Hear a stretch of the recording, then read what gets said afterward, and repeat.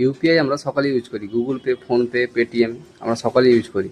তার পিন আমরা কীভাবে চেঞ্জ করব, প্রসেসটা আমরা জাস্ট 2 মিনিটে দেখে নেব। জানতে গেলে প্রসেসটা ভিডিওটা শেষ পর্যন্ত দেখতে হবে। প্রথমে নিজের ফোনে ফোনপেটা খুলে নেবেন, খুলে নিচের দিকে দেখবেন ম্যানেজ পেমেন্ট বলে অপশান আছে, ওই অপশানে যাবেন। তারপরে একটু নিচের দিকে দেখতে পাবেন ইউপিআই ব্যাঙ্ক অ্যাকাউন্ট বলে একটা অপশান আছে, ওখানে হাত দেবেন।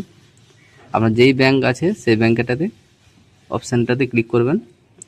করার পর দেখুন এখানে লেখা আছে রিসেট আর চেঞ্জ, ঠিক আছে, ওখানে চেঞ্জ অপশানটাতে যাবেন। যাওয়ার পর প্রথমে যে পুরনো যে আপনার ইউপিআই পিনটা আছে সেই পিনটা দেবেন।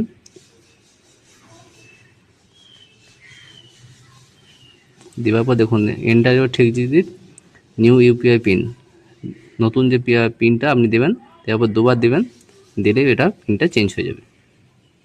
ভিডিওটা যদি ইনফরমেটিভ হয় সবার কাছে শেয়ার করে দেবেন।